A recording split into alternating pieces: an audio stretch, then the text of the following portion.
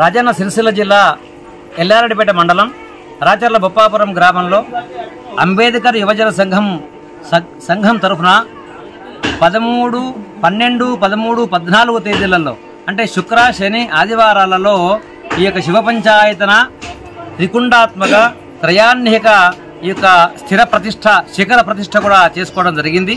దాని సందర్భంగా మొదటి రోజైనటువంటి శుక్రవారం రోజు నాడు 12వ తేదీ నాడు ఉదయము గణపతి పూజ, పుణ్యవాచనము, నాంది, తర్వాత దేవదాహ్వానములు, అంకురారోపణములు, యాగశాల ప్రవేశము, తర్వాత ఈ యొక్క మండలాల అంటే వాస్తుదేవతలు, తర్వాత క్షేత్రపాలక మండలము, తర్వాత నవగ్రహ మండలము, యోగిని మండలాల యొక్క ఆరాధన, తర్వాత సర్వతోభద్ర మండలంతో పాటు లింగదోభద్ర అనే యొక్క దాన్ని కూడా ఏర్పాటు చేసుకున్నాము.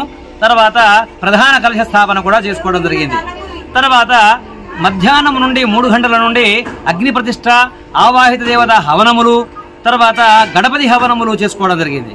సాయంకాలము 5 గంటల నుండి జలాధివాసంతో ఈ యొక్క 12వ తేదీ శుక్రవారం నాటి యొక్క కార్యక్రమాలు ముగింపు చేసుకున్నాం.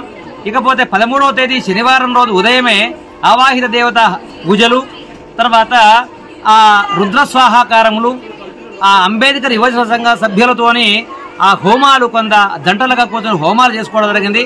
ప్రధానమైనటువంటి హోమాలు రుద్రస్వాహాకారాలు, తర్వాత శ్రీ సూక్త హవనాలు, ఆ అమ్మవారికి సంబంధించిన అధివాసాంగ హోమాలు, ఇవన్నీ కూడాను 2వ రోజు పూర్తి చేసుకొని చివరగా 2వ రోజు నాడు ధాన్యాధివాస, ఫలాధివాస, పుష్పాధివాస, రసాధివాస, ఘృతాధివాస, శయ్యాధివాసములు పూర్తి చేసుకొని అఖండ ఆ యొక్క మంగళహారతులు, తర్వాత తీర్థప్రసాద వినియోగంతో 2వ రోజు కార్యక్రమం పూర్తి చేసుకున్నాం.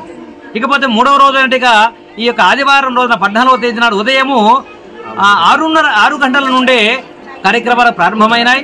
దానికి ఆవాహిత దేవత పూజనలు, తర్వాత కళా న్యాసాంగ హోమాలు, తర్వాత పౌష్టిక హోమాలు, తర్వాత 8:41 సరిగ్గా సమయానికి ఆ యంత్ర ప్రతిష్ఠా కార్యక్రమాన్ని చేసుకోవడం జరిగింది.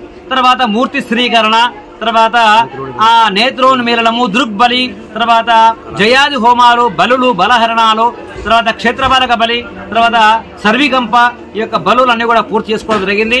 తర్వాత పూర్ణాహుతితో ఈ యొక్క కార్యక్రమాన్ని పూర్తి చేసుకొని శాంతి కళ్యాణం కూడా ఆ యొక్క స్వామివారి శాంతి కళ్యాణం కూడా చేసుకొని పూర్తి చేసుకోవడం జరిగింది. దీని ద్వారా ఈ యొక్క కార్యక్రమాలు అన్ని కూడాను 3 రోజుల కార్యక్రమం చేసుకోవడం జరిగింది. ఈ యొక్క స్వామికి పార్వతీ రాజరాజేశ్వర స్వామి అనేటువంటి నామకరణం కూడా చేసుకోవడం జరిగింది.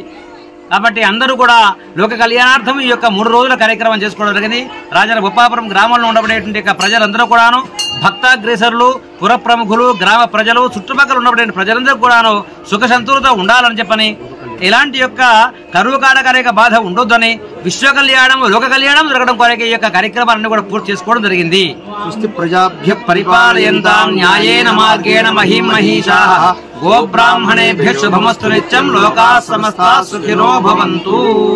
ఓం శాంతి శాంతి శాంతి. శుభం.